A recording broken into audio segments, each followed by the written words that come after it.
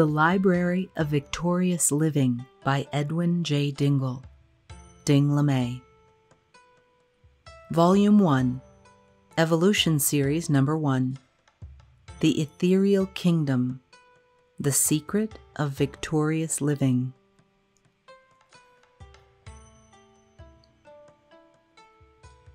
This is the first of 50 little books that will solve for you the whole riddle of your universe.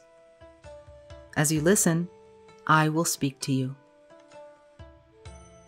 But it is my hope that you will see that though I am speaking, it is the real you, your own higher self, that truly speaks.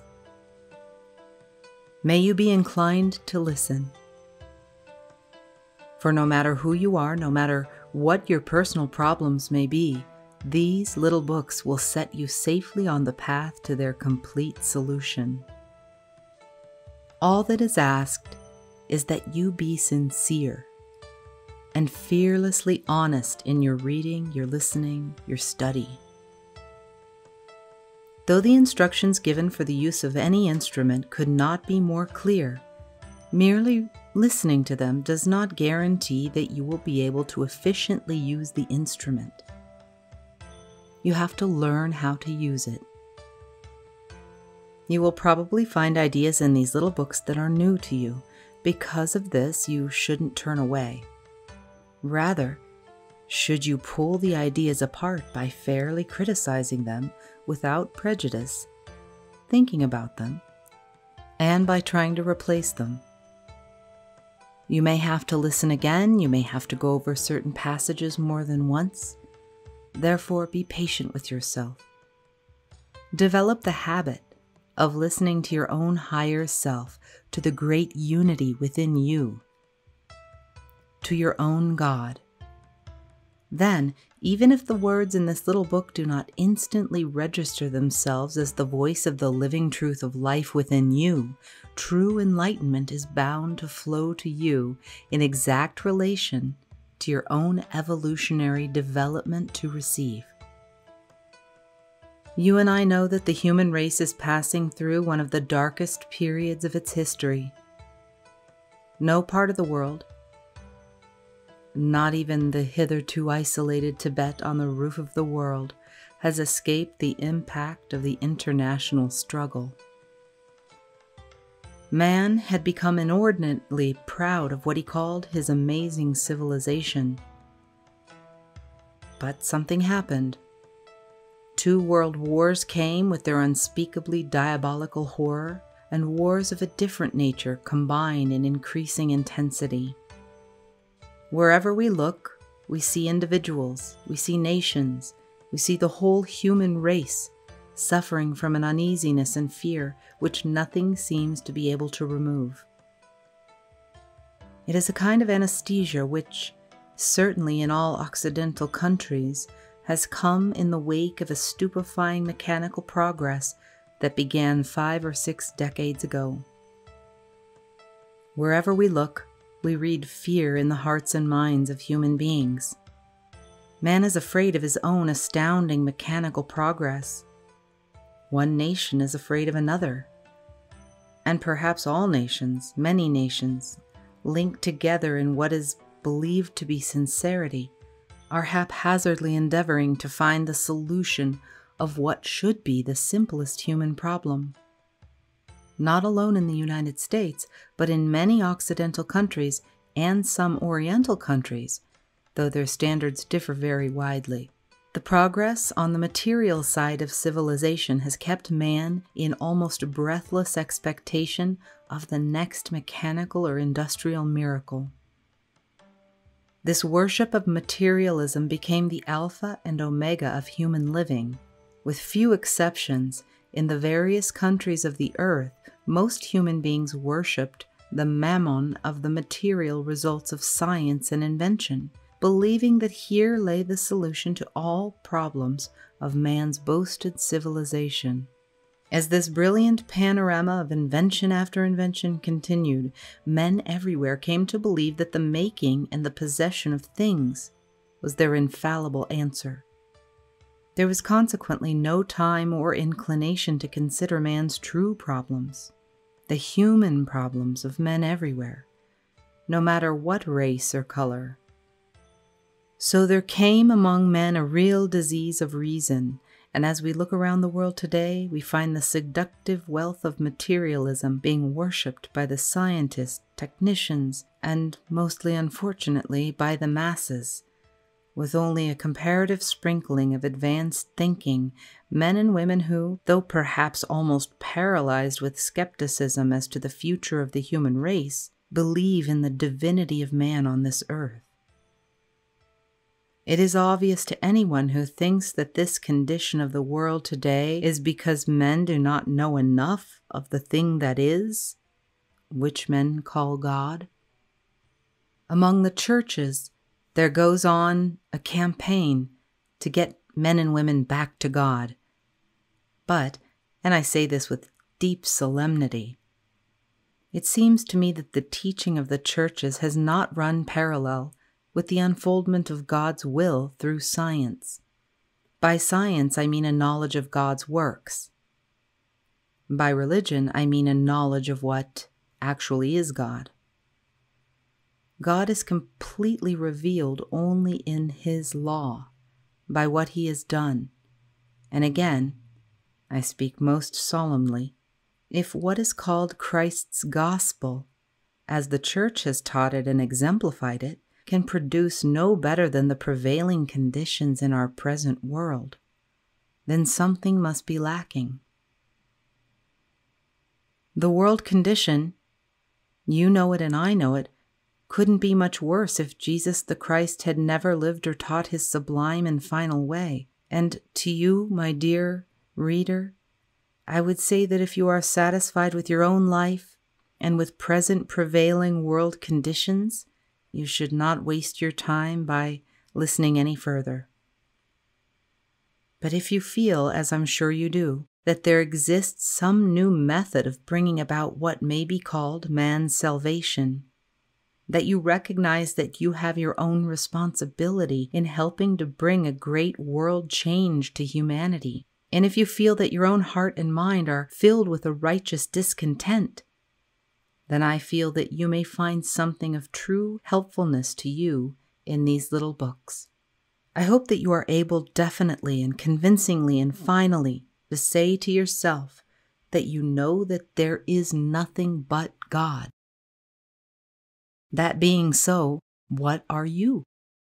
It is my hope that in the contemplation and the practice of axioms unfolded in these little books, you will be able to finally discover with your heart that, whatever the Creator is, I am. If you will merely contemplate these 6 words in silence, I am sure that even without a knowledge of the precepts which I shall unfold to you in this and 49 other little books in this library of victorious living, you will be able to realize something of their scope and power. Whatever the Creator is, I am. This is life's greatest secret. Part 1.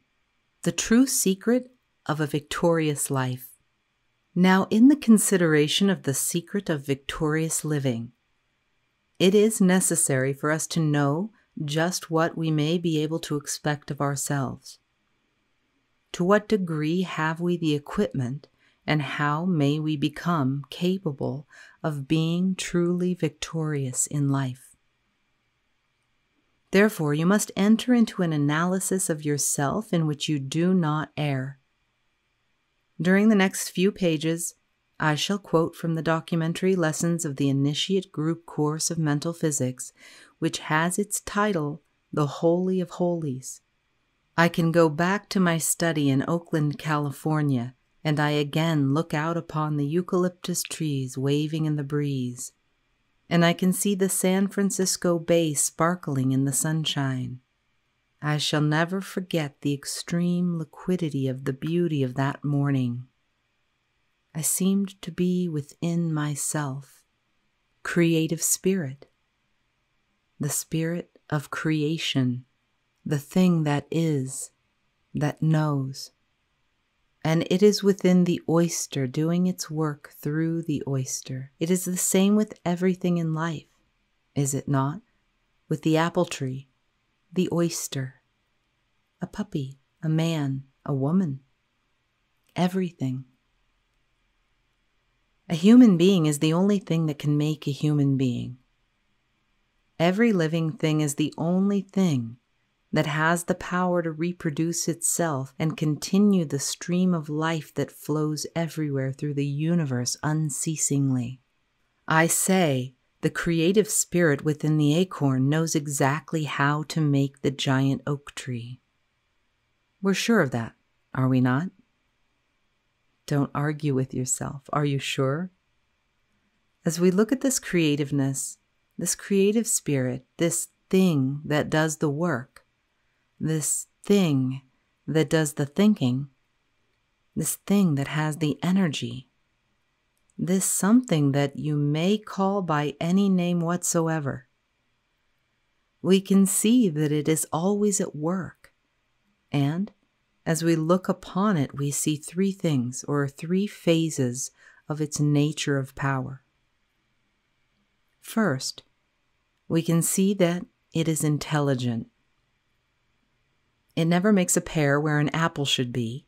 It never makes a carrot where an onion should be. And so on and so on. Through the countless chapters in the great book of nature. It is wise. It always knows how. It is the master. It is the root of all know-how. Second, we can see that it is everywhere present. There is no place where it is not. You cannot imagine it not being everywhere. Third, we can see that it has the power to do all things. It has the power to do all things. Things that you do, it does. Things that you cannot do, it can do. You and I have to learn to watch when we cannot do a thing, how it does the thing. It has the power to do all things, to make the apple, to make the oyster, to make the oak, to make the human being, to make all things in the universe. B. How the creativeness works. Perhaps you've never thought of life in this way before.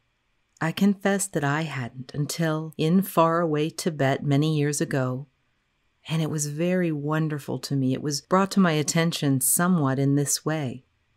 We may think a long time or a short time over what I have said, but finally we shall be compelled to admit that these three words therefore appear. They emerge. They evolve. If we are wise and restful, we shall be able to see them at once. First, omniscience, omniscience.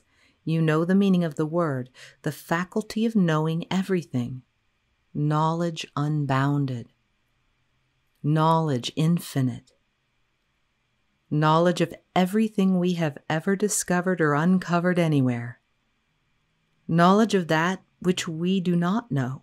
From the atom to the sun, from the merest movement of the jellyfish far down in the slime to atomic power, which today men largely fear.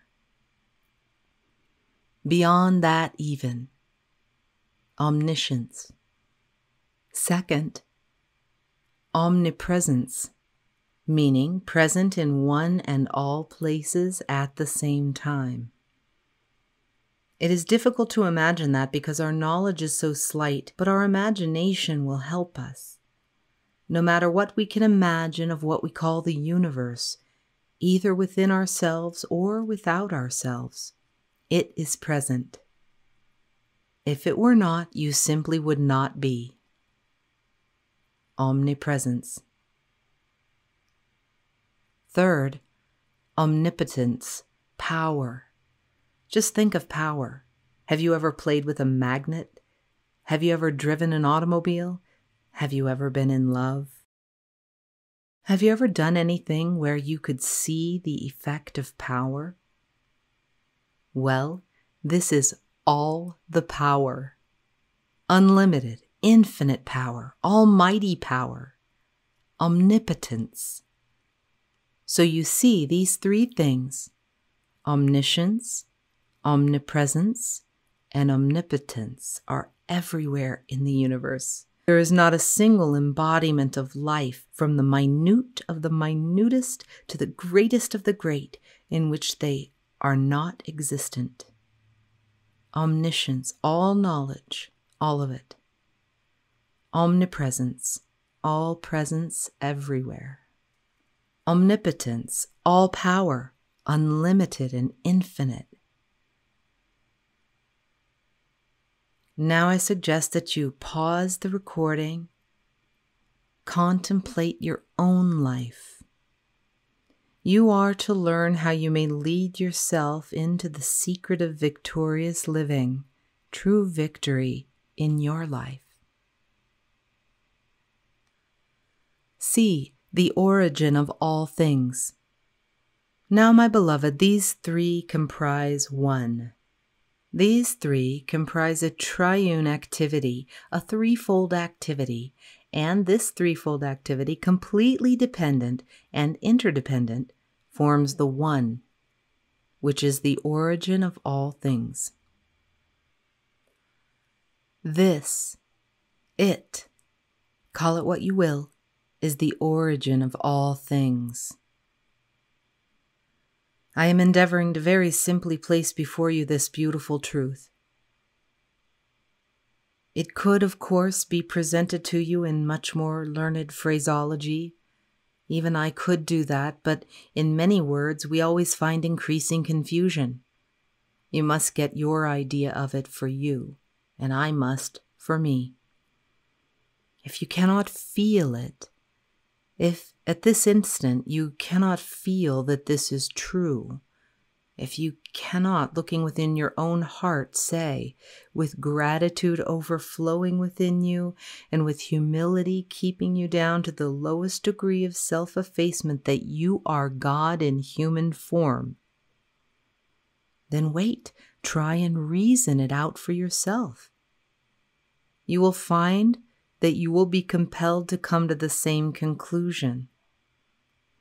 But to reason a thing out merely to get an intellectual comprehension of it is entirely different from a spiritual realization of it.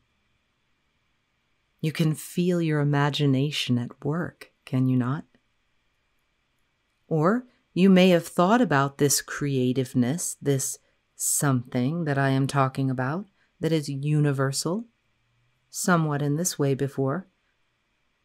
But I shall not quarrel with you if you do not see what I am trying to expound.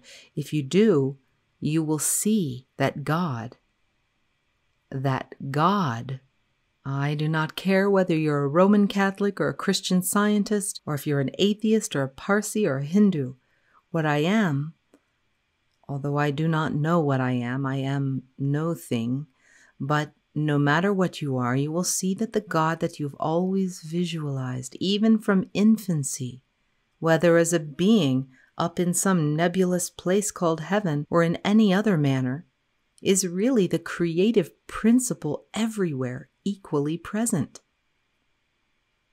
And consequently, it can be known. It can come to be known by you infinitely more intimately than a father knows his son. Then you see, we come to know, we come to feel, we come to see that my God is where I am. I am my God. Then you see, we discover that created man and the Creator are not detached. Man and God are one. Then you see, we come to know that I and my Father are one, which means the same thing. They are not separate entities. That which we call God, that which we have many names for, is within us, within you, within me. God, the creative spirit, the infinite wisdom, Jehovah, the first cause, the supreme architect, many, many names. The Father in heaven, the one that is made up of this triune principle, omniscience, omnipresence, omnipotence, and it is within us. The command of the one great teacher is, seek ye first that, and he called it the kingdom of heaven. Now, I trust that the light of this tremendous truth will flood your mind as you read. You will see that you feel. You will feel that you see, that you have discovered the very basic fact of all existence. To know it thoroughly is to have solved the riddle of the universe. We in mental physics do know it thoroughly, for now we have the key. You will see that in discovering this basic fact of all existence, you have discovered the greatest thing that any man can know, even greater than the source or origin or even the power of atomic power. It is the greatest thing that any man can know, because knowing it perfectly, all things are possible to him. You will see that as you contemplate this profound truth, you are leading yourself into the mystery of mysteries, into the holy of holies. You are leading yourself right into the heart of God, and you have every right to be there. It is at once the greatest truth that can be taught by any teacher or learned by any student. Some initiates, by a sudden flash of intuition, will see and realize this profound truth in a moment. Others may have to toil and wait for its realization. But what does it matter? We get exactly what we are ready for. We get exactly what is ours. Well, if you have to toil and wait, then toil and wait. But mark this well. Unless this great truth comes to you intuitionally, clear through to your consciousness by the light of your own divine intuition, there is only one way to get it. Not by sitting down and reasoning it out, not by getting pencil and paper and drawing graphs and entering actively into the phases of mathematics. No, there is only one way. By going into the silence, by being still, by going into your own heart and saying, O Lord, whose face I cannot see, whose love within me, open my heart, and wait. It is as sure as people believe in the rising sun to be. It is exactly what causes the sun to rise, and yet the sun never rises. The sun always is. An intellectual conception.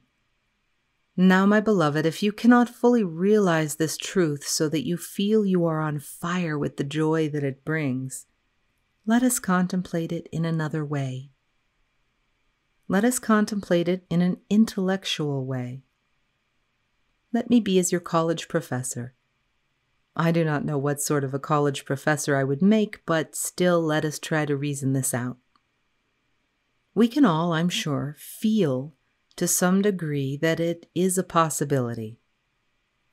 Many of us, we give thanks, feel that we know, and we know that we feel it to be true. Let us reason it out. Are you or are you not a part of the universe? Well, obviously you are. The answer is yes, I am. Can the universe be complete without all its parts? Well, can anything be complete without all its parts? Obviously, the answer is no, it cannot. Therefore, without you, do not think of anything or anybody else. Can it be complete? Oh, I know what you are thinking. It is the same as I am thinking. I am not worthy. But in cold logic, can it be complete without you? The answer is no. That is categorical. Therefore, its completeness literally depends upon you. Is it true? Is it not? Therefore, without you, it cannot exist in its completeness. Obviously, again, the answer is no, it cannot. Then can you say, you figure it out in all truth. Because of this, because the universe cannot be complete without me, because I am a vital part of it, I, existing as I am, stand to this universe as a center does to a circle. In this case, I am the center. Now get that. Are you the center of your own world? Are you the center of mine? No. Get out. There is no place for the two of us. You can truthfully say, I am the center of my world. You are the center of your world. You are, therefore, the center of your universe. The circumference is everywhere. Without a center, no circumference can exist. Remembering all that, we can see that the Creator is, first, all the knowledge there is, omniscience. Second, all the presence there is, omnipresence. And third, all the power, all the force there is, omnipotence. F, the Creator is all that there is. As nothing can exist outside of the all, remember our references to the universe, it is the all, and nothing can exist outside of the all, we arrive quite logically, do we not, right now, at the wonderful knowledge that the Creator, God, the creative spirit, the supreme architect, anything that you care to call it, that is all that there is. There is nothing else. Oh, but God is up above in some nebulous place called heaven. Well, go thy way, thy time will come. But when we get away from the difficulty of nomenclature and the nonsense of using many words, the idea in its supreme light shines out. God is all that there is. Well, you yourself are God. The Creator is all that there is. Now carry the idea one step further, remembering what we have said, and you can truthfully affirm, since the Creator is all that there is, since I am the center and the circumference is everywhere, I am the Creator. I am the Creator? Oh yes, how am I the Creator? Well, I am the Creator of my universe, which is the all that there is to me. Not as a worm crawling on the earth, but I am the Creator, a human being made in the image. I am the Creator in human form, and I create my world by God's thought through me. Let us carry the idea another step, and we arrive at the most stupendous truth that can ever be known, since all human knowledge in some way is derived from it. You can now truthfully affirm, therefore, whatever the Creator is, I am. Part 2. The Evolutionary Principle Explained. Whatever the Creator is, I am. Let us now consider the way of what men call God. In what you may visualize as the great beginning, all was still. It was a kingdom of stillness. In mental physics, we call this the ethereal kingdom. I invite you then to consider the ethereal kingdom, the first of the 7 kingdoms which make up what we may call God's universe, God's complete expression. Well, now you can see how fully equipped you are to enter upon the secrets of victorious living. You will agree with me that it is an axiom of logic that the final cause is the end for which everything exists. You exist, I exist, for the final cause, whatever it is. The reason we do is because we are on our way through infinite development and evolution to God's absolute intelligence. That is the first and final precept in mental physics, and until the aspirant learns this truth, that man is God in human form, He has not yet prepared himself for the realization of this finality of all truth. We look about us and we see that you and I stand, as it appears, between A, the universe without us, and B, the universe within us. Man has to discover what he is in actuality, and whether he studies A, the universe without, or B, the universe within, he must finally learn that what he is seeking is within himself. Though he finds himself continually beset with dangers in accepting appearances or realities and vice versa. In looking even most cursorily upon the outer universe, we see that things are never what they seem to be.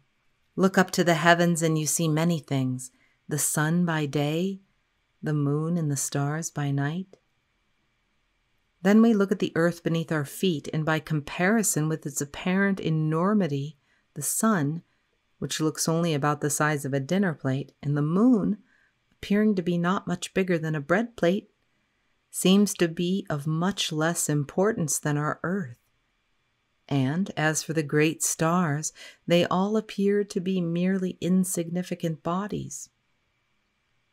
The sun and the moon can even be hidden from our view by passing clouds, and the greatest of the stars at best seem mere twinkling points of light.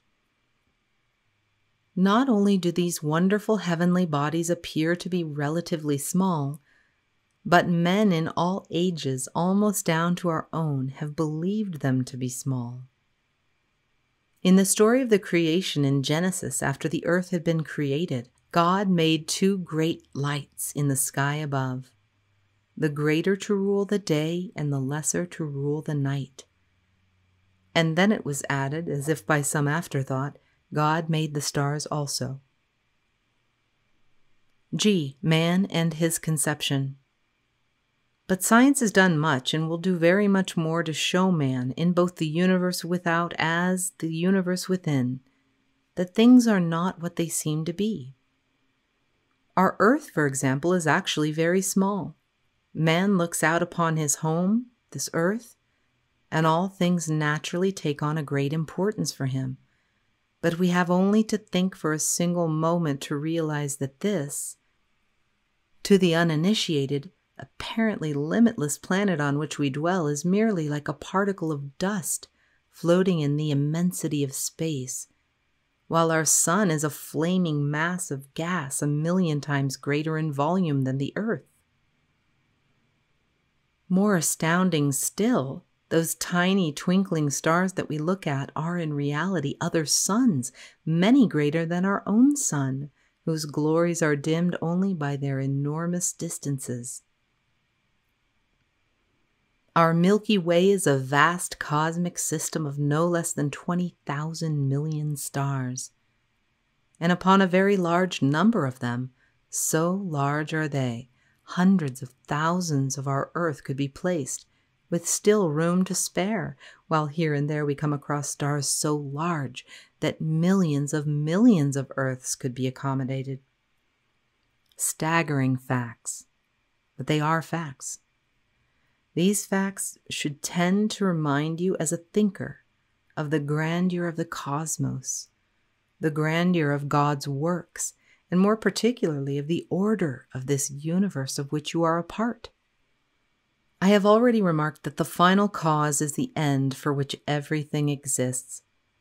The absolute, God, is the final cause, and all things exist in God and because of God.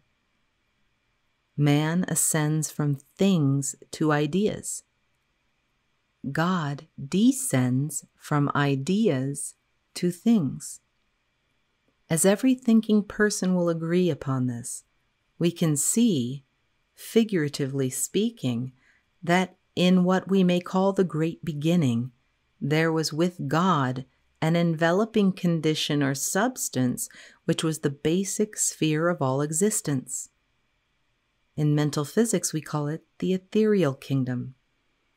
It is the great enveloper, often known as the astral, whose light is called in the Sanskrit akasha, or ether.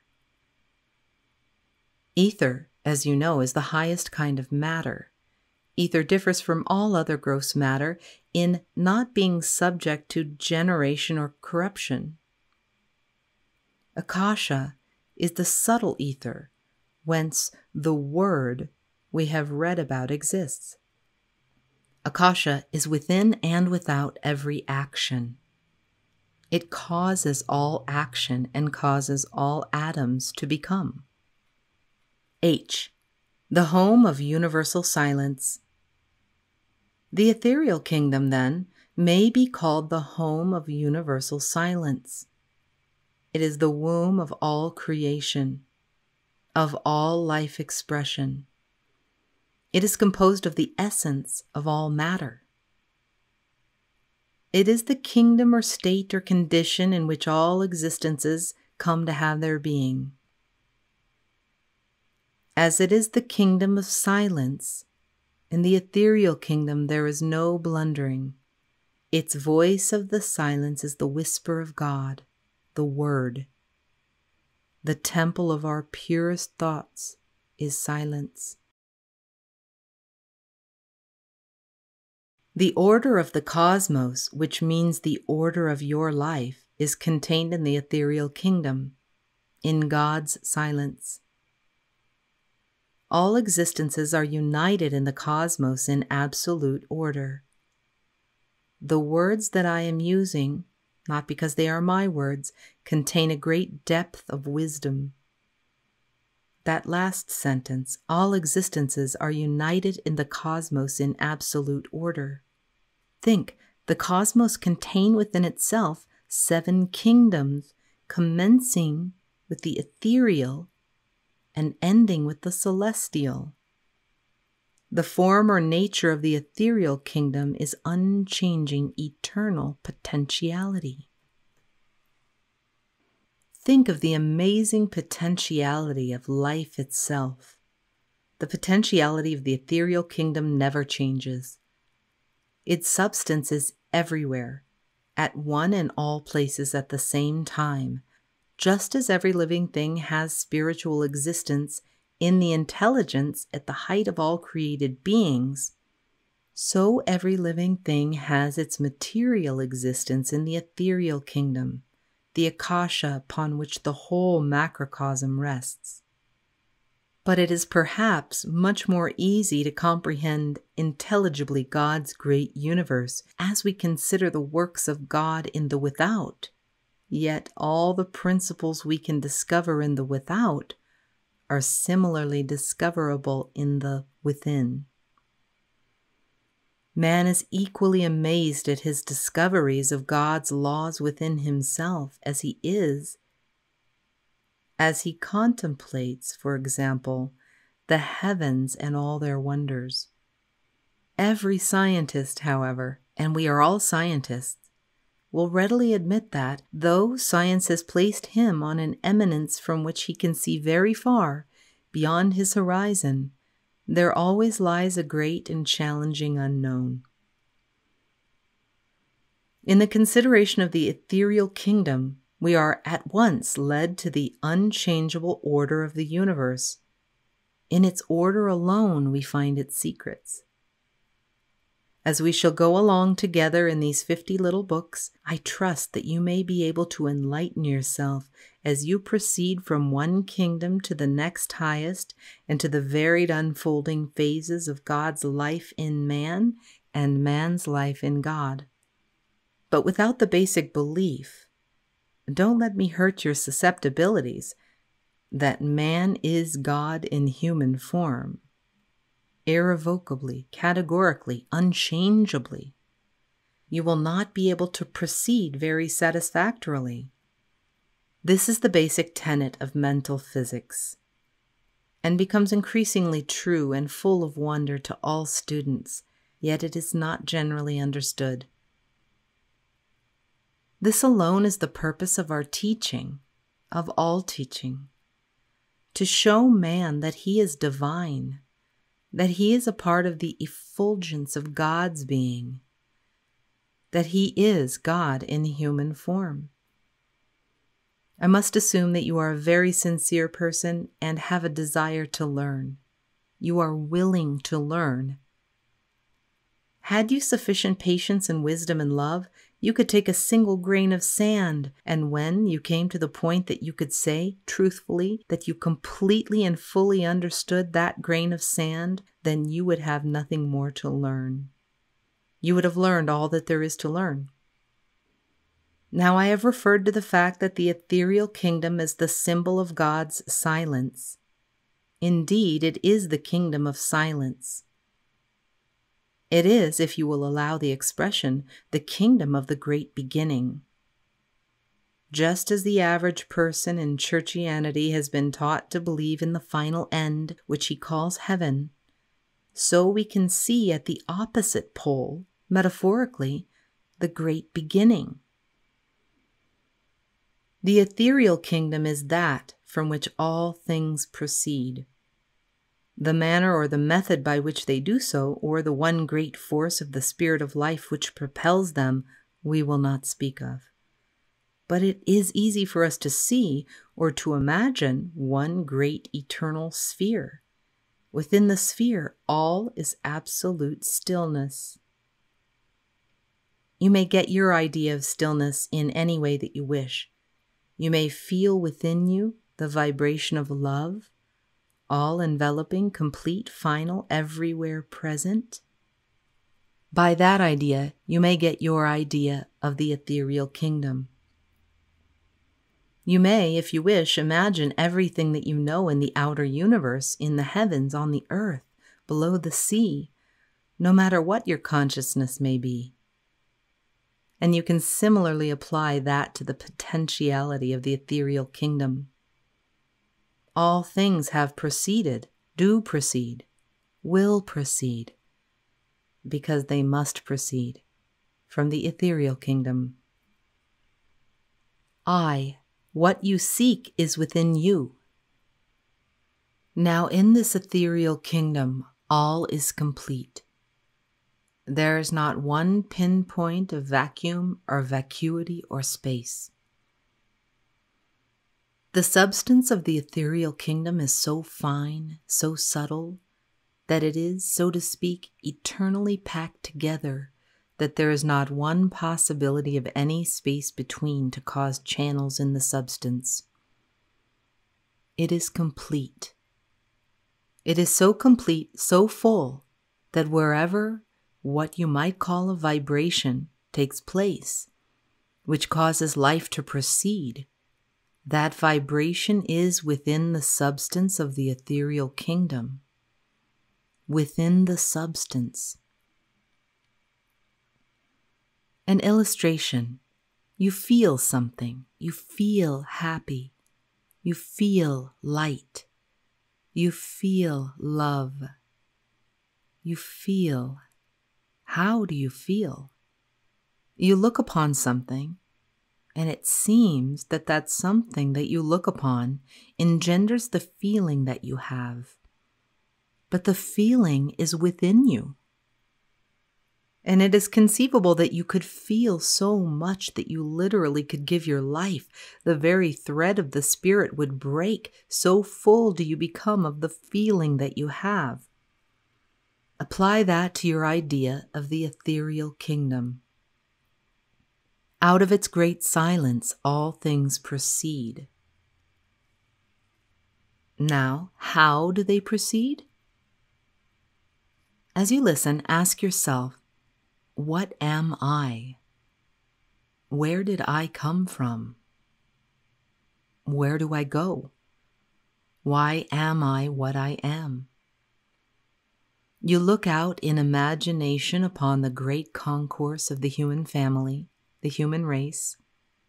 There are not two human beings identical.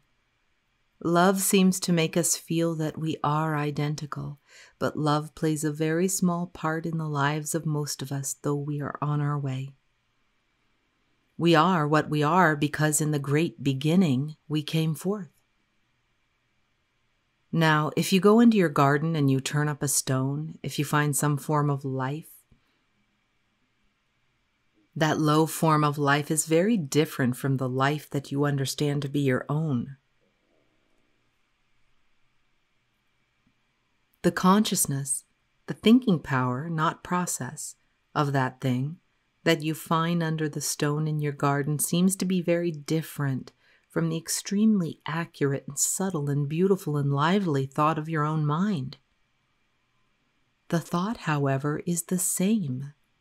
It is merely a matter of degree of vibration. And so in the long, dim past, you and I, not as definite entities as human beings, we had to earn that right, but what you and I began with emerged from out of the ethereal kingdom, and we were clad in all its glorious order. We had all, as we still have, all that is necessary to lead us through the whole of the kingdoms, from the ethereal kingdom to the celestial kingdom, from the lowest to the highest. And my beloved, the principles, the secrets, the substance, the nature, the potentiality of the ethereal kingdom is within thee now, within me now. All that we have passed through, the ethereal kingdom, the sidereal kingdom, the mineral kingdom, the vegetable kingdom, the animal kingdom, and the human kingdom, all is within us now. Can you see that all that there is what we are? We are all that there is. The ethereal kingdom is the great enveloping quality of God's being, silent, still, unspeakably fine and subtle, immaterial as God as immaterial. The ethereal kingdom is the great enveloping quality of God's being, silent, still, unspeakably fine and subtle, immaterial as God is immaterial. Out of its immateriality, all things proceed, and you can visualize the ethereal kingdom within your mind. Its silence, its immutability, its immovableness, its literal inability to any movingness. As we visualize this absolute glory of the silence, do we find the cause of and the essence of our own being, our own conscious resting? We all know that we are human beings, but at certain moments of great inspiration, we feel that we are even greater than we are. We feel that whilst we look around about us and we say that we live on the earth, we also are able to feel by this divine but rare intuition that comes to us that we live in a place or in a state of or in nature greater and higher than the earth. Men call it heaven. So we can see that as our consciousness expands, we take from all the kingdoms and we are the aggregate of all that has ever been. The isness of life is the product of the yesterdays and the tomorrows we are building now, and they will be the reflection of what our today is. J, you are the essential substance. Contemplate how utterly infinitesimal the earth is in relation to the great cosmos. We can see that if the earth be as it is, just like a tiny speck of dust in an interminable infinity of space, then what am I? A mere human being, one of a very vast number of human beings on this planet. But, my beloved, the glory of life is that we are not human beings. We are divine. We are of the essential substance, first of the ethereal kingdom, and then we pass from out the ethereal kingdom. The higher ones, the angels of wisdom, who have gone upon their journey and have successfully trodden the path, are eternally around us and within us, upholding us, protecting us against our flaws and faults that we might make to rob ourselves even more than we do of the sovereignty that comes from the essential substance of life in the ethereal kingdom. And then we see as we go on that, having emerged from the ethereal kingdom, blessed and bulwarked by all the beauty and all the true indivisible substance of that kingdom, we enter into the command of God, "Let there be light." As we emerge into the sidereal kingdom, the kingdom of light, which is dealt with in the second of these 50 little books. Anyone who has thought for a moment sees how very, very little light it takes to disperse and dispel great darkness.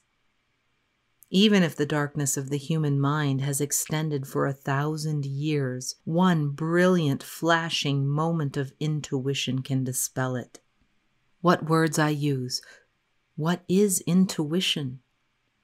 Do you not see that intuition is that unbreakable thread that leads us back and back and back, and establishes us as by an anchor, holding us right through all the kingdoms until we come to what we are today in the human kingdom? And I say that as sons of light, we are able to look back and we are able to look forward.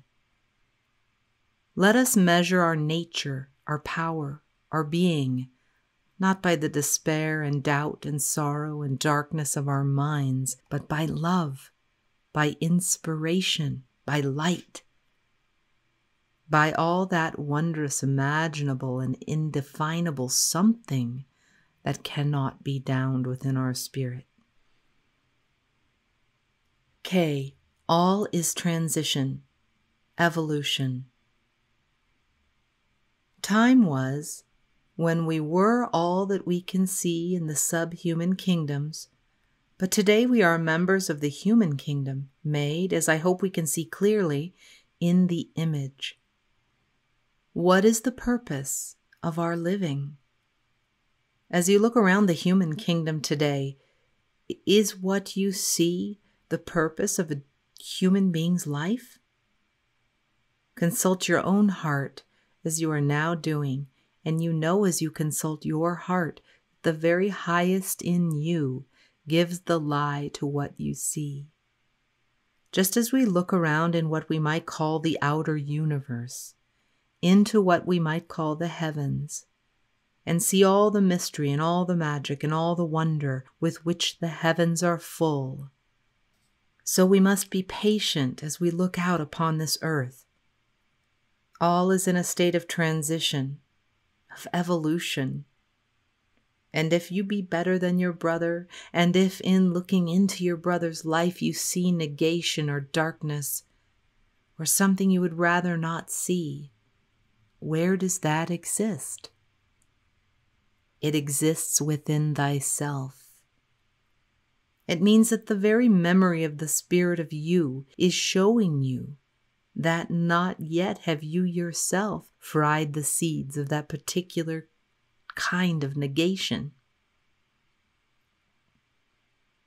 When once human beings everywhere come to that state where they are able to look out upon the all that is in nothing but reverence and peace and harmony and goodwill and true compassion, we shall see all the abundance and splendor and the beauty and the peace and all the unimaginable wonders of truth that lie beneath our feet and within ourselves.